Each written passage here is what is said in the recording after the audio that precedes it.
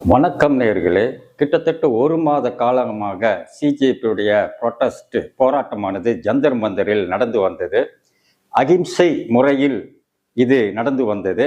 ஆளுங்கட்சியான BJP இவங்க அந்நிய சக்திகள், இந்தியாவுடைய ஆட்சியை கலைப்பதற்காக அனுப்பப்பட்ட அந்நிய சக்திகள் என்று சொல்லி இவர்கள் மேல் ஒரு குற்றச்சாட்டை சுமத்தியது. அதையும் தாண்டி இந்த போராட்டமானது ஒரு மாசம் கடந்து வந்ததுன்னா காரணம் அகிம்சை.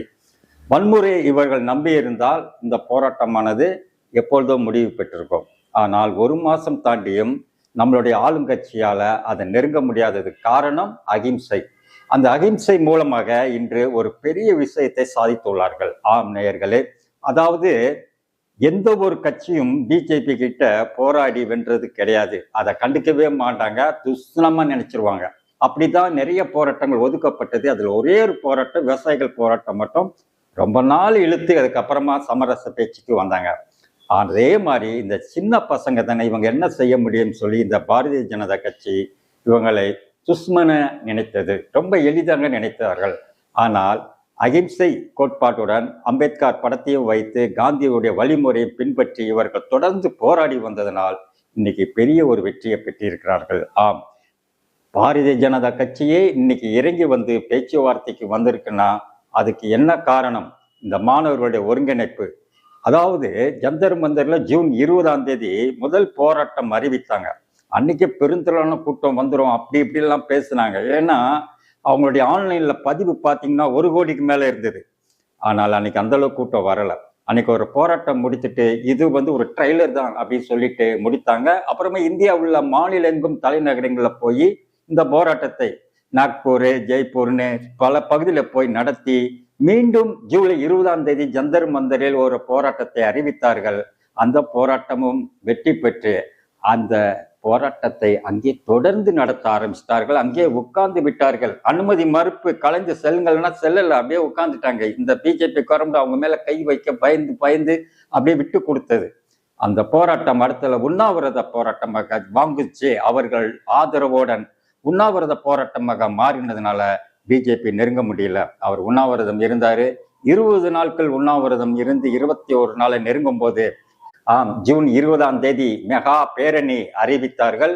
அதற்கு முன்னாடி வாங்குச்சே அவர்களை கைது செய்து ஆஸ்பத்திரியில் உண்ணாவிரதம் இருந்தவரை கோர்ட் உத்தரவின்படி அவரை கைது செய்து அவரை ஆஸ்பத்திரியில் அனுமதித்தார்கள். அதுதான் இந்த போராட்டத்துக்கு ஒரு டேர்னிங் பாயிண்டா அமைஞ்சது.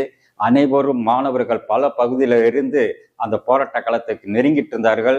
அதாவது 20 பாராளுமன்றம் ஓப்பன் அன்னைக்கு ஒரு பேரணியை அறிவித்த உடனே அன்னைக்கு என்ன நடக்கும்னு இருந்த நேரத்துல காலையில பார்த்தா சரியான கூட்டங்க, ஏகப்பட்ட மாணவர்கள் திரண்டு விட்டார்கள். அதுக்கப்புறம் பாத்தீங்கன்னா அந்த பக்கம் ரயில்வே ஸ்டேஷனு உங்களுக்கு எல்லாமே தெரியும். அதாவது அதை திருப்பி நான் சொல்ல உங்களுக்கு நேரம் இருக்காது. அதனால பல பகுதியில ஹரியானா எல்லை, பஞ்சாப் எல்லை எல்லாத்தையும் மூடிட்டாங்க. அப்படி மூடி இவங்க கடைசியில அந்த போராட்டம் பாராளுமன்றம் நோக்கி பேரணியா போகும்போது வேற வழி இல்லாமல் ஒரு கலவரத்தை உண்டு பண்ணி அந்த போராட்டத்தால் அவர்கள் பல மாணவர்கள் போலீஸால் தாக்கப்பட்ட செய்தி வந்தோடனே பொது ஜனங்கள் எல்லாரும் எழுந்துட்டாங்க. அதாவது அகிம்சை முறையில போறானுங்க. அவளை நிப்பாட்டி அவங்க கிட்ட இறங்கி பேச வேண்டியதானையா? அவங்க என்ன கையில ஆயுதம் வச்சுட்டா வராங்க, ஏன் பேசலன்னு சொல்லி எல்லா பொதுமக்களும் கேட்க ஆரம்பிச்சிட்டாங்க. அதுக்கப்புறம் இந்த பிஜேபிக்கு ஒரு வேற வழி கிடையாது. அது வரைக்கும் பாத்தீங்கன்னா எதிர்கட்சிகள்லாம் ஒரு பெருசா அவங்களுக்கு ஆதரவா ஸ்டேஜில் பேசிட்டு போனாங்க. அவளைய இறங்கி அவங்களுக்காக போராடல.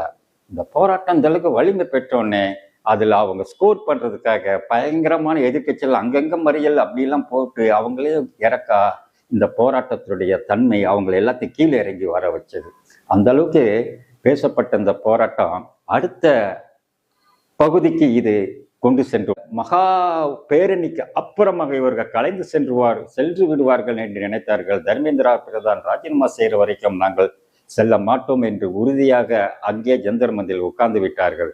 இது என்ன ஆச்சுன்னா பேரணிக்கு முன்பு பேரணிக்கு பின்பு அப்படின்று கிபி மாதிரி ஆகி போச்சு. அதை சிஜேபி தலைவர் சொன்னார், மாவட்டம் தோறும் போராடுங்கள், அங்கங்க பகுதியில் இருந்து போராடுங்கள், நீங்க எல்லாரும் ஜந்தர் மந்தருக்கு வரணுன்ற அவசியம் கிடையாது, போராடுங்கள் என்று சொன்னார். அதுக்கு பயன்படுத்தி அதை அவருடைய பேச்சை கேட்டு இப்ப பாத்தீங்கன்னா இப்ப சென்னை பாலகன் ஹவுஸ்லயும் எல்லாருக்கும் உணவு, அங்கே வரவங்க எல்லாருமே வந்து ஒரு எதிர்ப்பு முகமாக வராங்க. டெல்லி ஜந்தர் மந்தர் மாதிரி இதுவும் வந்து போக போக உருவாயிரும். அதே மாதிரி எல்லா ஸ்டேட்லேயும் ஒவ்வொரு பகுதியில் உட்காந்து போராடிட்டு இருக்காங்க. ஸோ இதுதான். அதே மாதிரி ஜந்தர் மந்தருக்கு முன்பை விட கூட்டங்கள் அதிகமாக வர ஆரம்பிக்கிறது. இதனால தான் பிஜேபி அரசு வந்து மனம் இறங்கி வந்துள்ளது. வேற வழி கிடையாது. ஏன்னா பிஜேபிக்கு ஆதரவான பத்திரிகையாளர்கள் எல்லாம் இப்போ ஜந்தர் மந்தர் போனால் விரட்டி விடுறாங்க. அங்கே இருக்க பசங்களுக்கு தெரியுது அரசியல். இவன் கோடி மீடியா, அதாவது பிஜேபி ஆதரவு கட்சி அப்படின்னு சொல்லி உள்ள வராதிங்கன்றாங்க. அந்த நிறுவனங்கள் பேரை நான் சொல்ல விரும்பலை. அந்த அளவுக்கு விழிப்புணர்வு ஆயிட்டாங்க. ஸோ வேற இன்னும் அடுத்த சனி ஞாயிற்றுக்கிழமை கூட்டம் நிறைய வரும். இன்னைக்கு டெல்லியில எல்லா பல்கலைக்கழகங்கள் காலேஜ் எல்லாம் ஜனங்க உள்ள வராங்க. இந்த மாதிரி வரவும் அடுத்த கட்டம் ரொம்ப ரொம்ப பயங்கரமா இருக்கும். அடுத்த ஒரு பேரணின்னு அறிவிச்சாங்கன்னா தமிழ்நாடு என்ன இந்தியாவில் எல்லா மாநிலங்களிலிருந்தும் மக்கள் போய் சேர்ந்துருவாங்க. பெரிய ப்ராப்ளம் வந்துடும் சொல்லி தான் இப்போ பிஜேபி இறங்கி வந்திருக்கு. அகிம்சைக்கு கிடைத்த வெற்றி. அதனால தான் இப்போ பிஜேபி பேச்சுவார்த்தை நடத்தியிருக்கிறாங்க. வாங்கிஷே உண்ணாவிரதத்தை முடிச்சிருக்கிறாரு. அவரு சொன்ன கோரிக்கை 2 கோரிக்கையை ஏற்றிருக்கிறாங்க. அடுத்தால சிஜேபி இன்று பேசியிருக்கிறாங்க. பேசி அவங்க கோரிக்கையை ஏற்றுக்கொள்வதாக சொல்லியிருக்கிறார்கள். தர்மேந்திர பிரதான் ராஜினாமா மட்டும் கொஞ்சம் டைம் கொடுங்கன்னு அவகாசம் கொடுத்துருக்குறாங்க. கைது பண்ண மாணவர்களை உள்ள எஃப்ஐஆர் எல்லாமே நாங்கள் நீக்கிறோன்ட்டு வாக்குறுதி கொடுத்துருக்குறாங்க. ஸோ ஒரு கோரிக்கை நிறைவேற்றிருக்காங்க. ஒரு கோரிக்கை வந்து டைம் கொடுங்கன்னு சொல்லியிருக்காங்க. அது வரைக்கும் எங்கள் போராட்டம் தொடரும் என்று சொல்லியிருக்கிறாங்க. ஸோ இந்த மகா வெற்றி இந்த இளைஞர்களை சாரும். ஸோ இந்த இளைஞர்கள் சிஜேபின்னு ஒன்று ஆரம்பித்து இவ்வளவு விழிப்புணர்வு கொண்டு வந்து நாடெங்கும் பேசி மாபெரும் வெற்றி ஒன்றை நோக்கி செல்கிறார்கள் என்றால் நாளைக்கு தர்மேந்திர பிரதானே ராஜினாமா செய்யிட்டு அதுக்கடுத்துல என்ன செய்வாங்க இந்த மாணவர்கள்? சும்மா இருப்பாங்களா? கண்டிப்பாக சும்மா இருக்க மாட்டாங்க. கண்டிப்பாக இது ஒரு அரசியல் கட்சியாக பதிவு பண்ணுவாங்க. பதிவு பண்ணுனா இவங்க வந்து அடுத்த பிஜேபிக்கு எதிராக எடுத்து வைக்கிற ஒவ்வொரு விஷயமும் படு பயங்கரமாக இருக்கும். அவங்க அரசியல் கட்சியாக பதிவு பண்ணும்போது அவங்க மேலே தாக்குதல் அதிகமாக வரும். அந்த தாக்குதல் அதிகமாகும்போது அவங்க இன்னும் பிரபலம் அடைவாங்க. அதன் மூலம் வர்ற 2029 தேர்தல் மிக வித்தியாசமான தேர்தலாக இருக்கும்.